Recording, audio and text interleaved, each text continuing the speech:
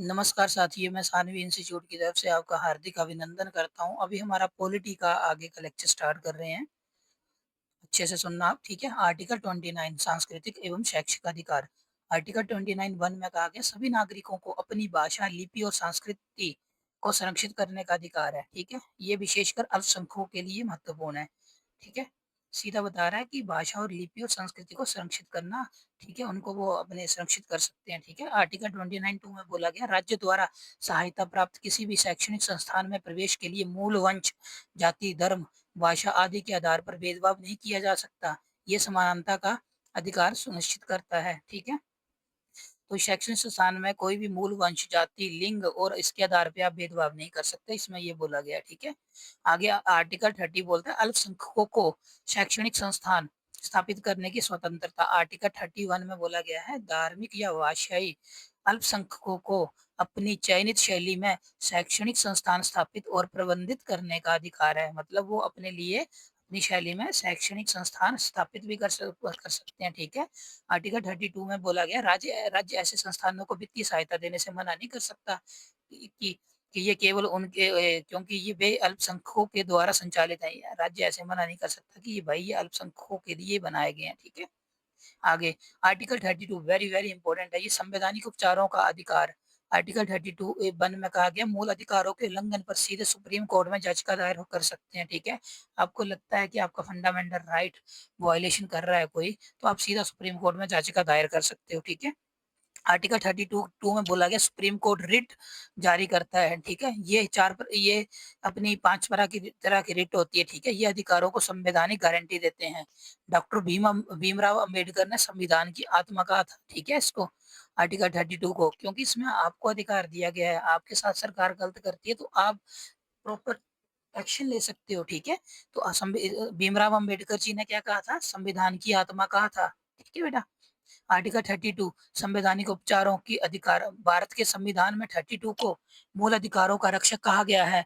इसके अंतर्गत भारत के सर्वोच्च न्यायालय के 5 प्रकार की रिट जारी करने का अधिकार है। बंदी प्रत्यक्षीकरण, शरीर को प्रस्तुत करो, इसका अर्थ है सॉरी, शरीर को प्रस्तुत करो। अगर कोई व्यक्ति गैर कानूनी हिरासत में है तो उसे शरीर न्यायालय में के समक्ष प्रस्तुत करने का आदेश दिया जाता है। मतलब ये रिट व्यक्ति स्वयं भी मांग सकता है। मतलब आपसे क्वेश्चन किस तरह से पूछा जाएगा कि बंदी प्रत्यक्षीकरण में क्या होता है? तो आप बोलोगे शरीर शरीर को प्रस्तुत करो। मतलब गैर कानूनी कोई बंदा आपने लगता है कि हिरासत में ले रखा है, तो कोर्ट बोल सकता है उसको देखने के लिए वो बंदा जीवित है या नहीं है, उसको बोलेंगे भाई तुम शरीर सहित प्रस्तुत हो के आओ, इधर आओ, ठीक है? उनको बुला सकता है, ठीक है? आगे निरंक आदेश, आदेश देने हेतु जब कोई लोक अधिकारी अपने कानूनी कर्तव्यों का पालन नहीं कर रहा है तो उसे ऐसा करने के लिए मजबूर करने वाला आदेश होता है। कि कोई भी अधिकारी जो है कभी-कभी वो क्या होते हैं अपने कानूनी उनको काम दे रखे होते हैं कि आपको ये काम करने हैं, मगर नहीं कर रहा है तो उसको ऐसा करने के लिए मजबूर करने का आदेश दिया जाता है, ठीक है? ठीक है? मैंडेमस में निषेध, प्रतिबंध लगाना जब कोई निचली अदालत या ट्रिब्यूनल अपने अधिकार क्षेत्र से बाहर जाकर कार्य कर रहा है तब उच्च न्यायालय या सुप्रीम कोर्ट उसे रोकने के लिए ये रिट जारी करता है, ठीक है? निचली अदालत या ट्रिब्यूनल कोई भी अपने अधिकार दे रखे कि आपको सभी मतलब जो भी गवर्नमेंट एम्प्लॉइज होते हैं, कोई भी संस्था होती है, उसके कुछ अधिकार होते हैं। मतलब कुछ एरिया डिवाइड होता है कि आपको इस एरिया तक वहाँ पे आपको काम करना है, ठीक है? यदि आप उसके बाहर जाते हो, तो ये अधिकार है वो, ठीक है? जब उच्च न्यायालय या सुप्रीम कोर्ट उसे रोकने के लिए रिट जारी करता है, ठीक है? उत्प्रेषण, रिकॉर्ड मंगवाना व निरस्त करना, उच्च न्यायालय या सुप्रीम कोर्ट किसी निचली अदालत के निर्णय या आदेश को निरस्त कराने करने के लिए रिट जारी कर सकता है। अधिकार परीक्षा किस अधिकार से? यदि कोई व्यक्ति अयोग्यता के बावजूद सार्वजनिक पद पर आसीन है, मतलब योग्यता नहीं है उसकी, फिर भी वो बैठा हुआ है पद पे, तो ये रिट जारी कर न्यायालय पूछ सकता है कि वह किस अधिकार से इस पद पर है, ठीक है? ये इसका फॉर्मूला याद कर लेना, ठीक है? नेक्स्ट अभी आ जाओ, हमने फंडामेंटल राइट पढ़े हैं, ठीक है? क्वेश्चन डिफिकल्ट बनाए हैं, फ्रेम किए हुए हैं, तो आपको पार्टिसिपेट करना है। कोई दिक्कत नहीं, गलत जा रहा है तो आप रिवीजन करना, मल्टीपल टाइम रिवीजन करना, ठीक है? कोई ऐसा इश्यू नहीं है। मगर सिंपल क्वेश्चन मैंने इसलिए नहीं बनाए हैं क्योंकि मेरे को मुझे ये चेक करना है कि आपकी कॉन्सेप्ट क्लियरिटी क्या है। एग्जामिनर आजकल थोड़े डिफिकल्ट क्वेश्चन बना रहा है, ठीक है? निम्नलिखित में से कौन सा कथन अनुच्छेद 14 के संबंध में सही नहीं है? राज्य केवल संविधान और कानून के अनुरूप ही कार्रवाई कर सकता है। अनुच्छेद 14 निजी व्यक्तियों के लिए के बीच कानून लागू करने की शक्ति प्रदान करता है। ये इक्वल प्रोटेक्शन ऑफ लॉ की गारंटी देता है। ये सभी के लिए समानता का के अधिकार को मान्यता देता है। इसका क्या आंसर हो सकता है, सोचिए। आपने 14 आर्टिकल पढ़ा था ना।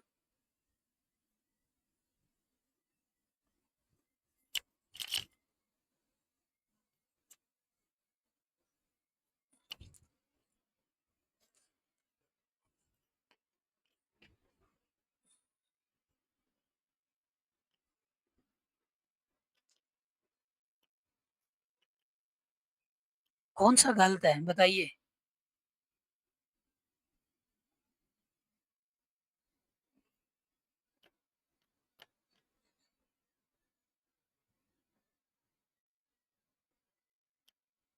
चलो ठीक है, बताओ जल्दी।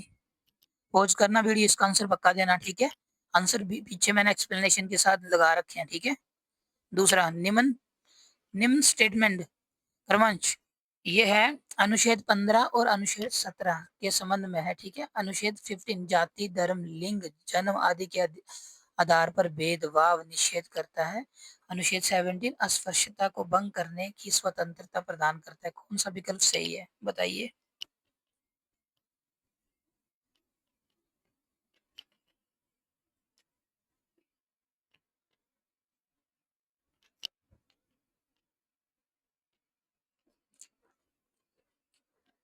वीडियो रोक के आंसर देना, ठीक है। नेक्स्ट थर्ड जो है, अनुच्छेद 16 में सरकारी नौकरियों में समान अवसरों की गारंटी है, ठीक है। अनुच्छेद 16(4) अनुसूचित जाति एवं अनुसूचित जनजाति के लिए आरक्षण का प्रावधान करता है। बताइए क्या है।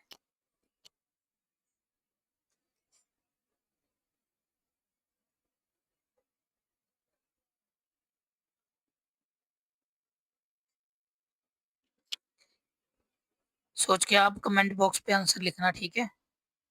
नेक्स्ट, स्वतंत्रता का अधिकार जो है उससे उसके ऊपर बेस्ड क्वेश्चन है।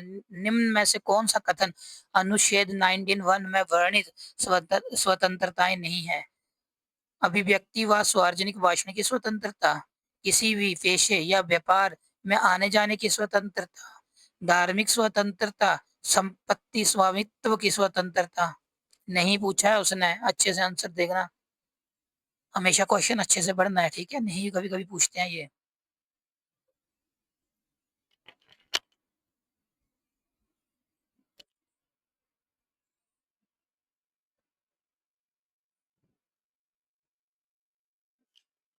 पॉज कर लेना वीडियो, ठीक है। आंसर पक्का लिखना कमेंट बॉक्स पे, पार्टिसिपेट करो तभी मजा आएगा वीडियो बनाने का और आपसे क्वेश्चन पूछने का, ठीक है।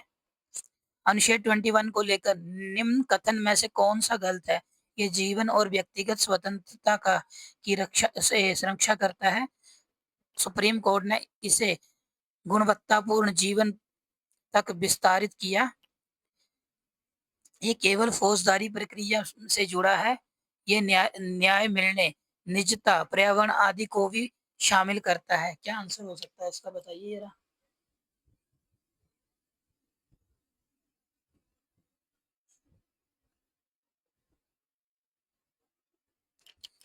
वीडियो रोक रहा हूँ, आगे चल रहा हूँ, ठीक है। आंसर देना और पक्का। गलत होंगे तो डरने की जरूरत नहीं है, बार बार रिवीजन करना।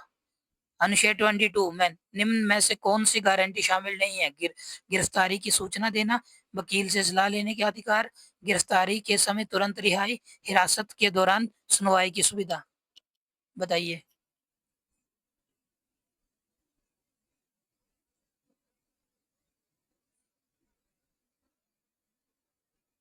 एक काम करना ना, कॉपी लेके आप आंसर लिख लेना और बाद में मैच करना पूरे, ठीक है।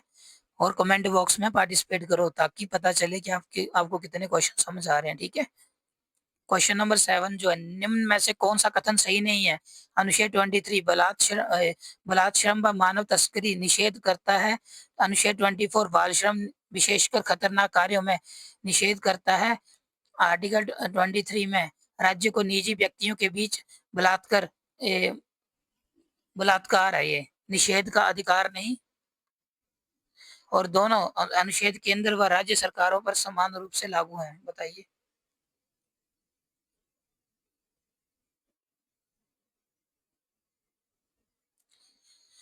बलात्कार वाला बताओ क्या कौन सा सही है इसमें, आंसर देना ठीक है।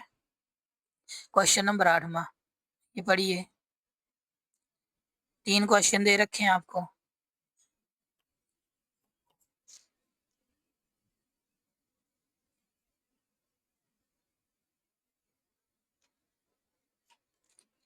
ठीक है, वीडियो पॉज करना, इनके आंसर देखना और अच्छे से करना, ठीक है, कोई दिक्कत नहीं, गलत जाएंगे तो पहले बता रहा हूँ। 11, 12, 13 क्वेश्चन।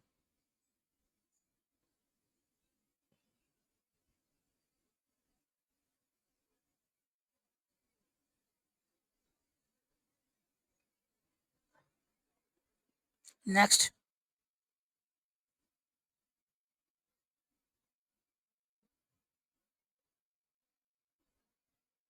नेक्स्ट।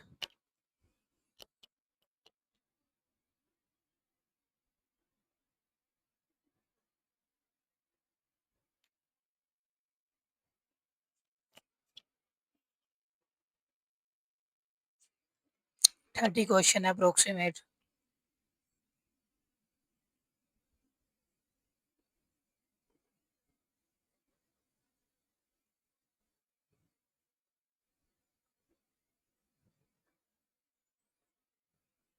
प्रस्तावना के भी लेके आया हूँ मैं इसमें, ठीक है।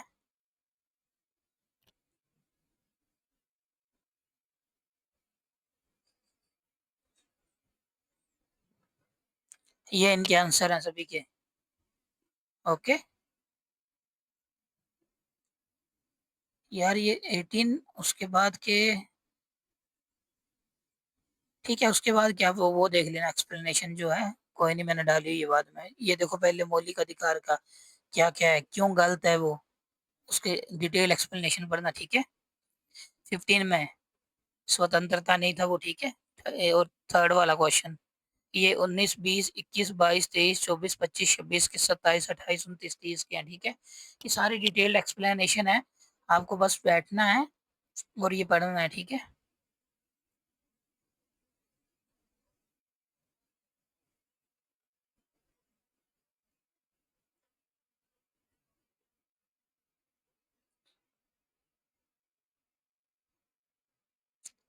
ये प्रस्तावना वाले जो क्वेश्चन है,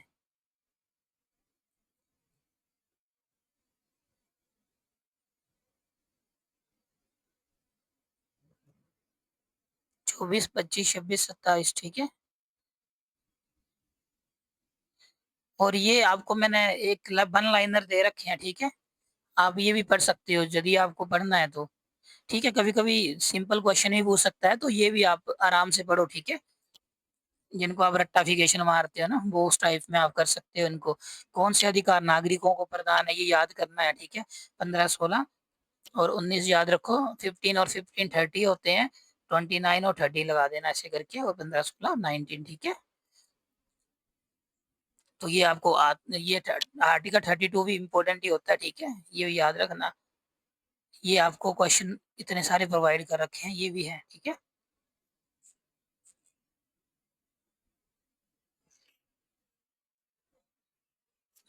तो ये आपको सभी पढ़ने हैं और आराम से ये सॉर्ट आउट करने हैं, आराम से करना, बट रिवीजन पक्का करना, ठीक है। चलो, थैंक यू सो मच। अच्छी लगे वीडियो तो लाइक कर देना और भाई सब्सक्राइब कर दिया करो प्लीज, ठीक है। धन्यवाद।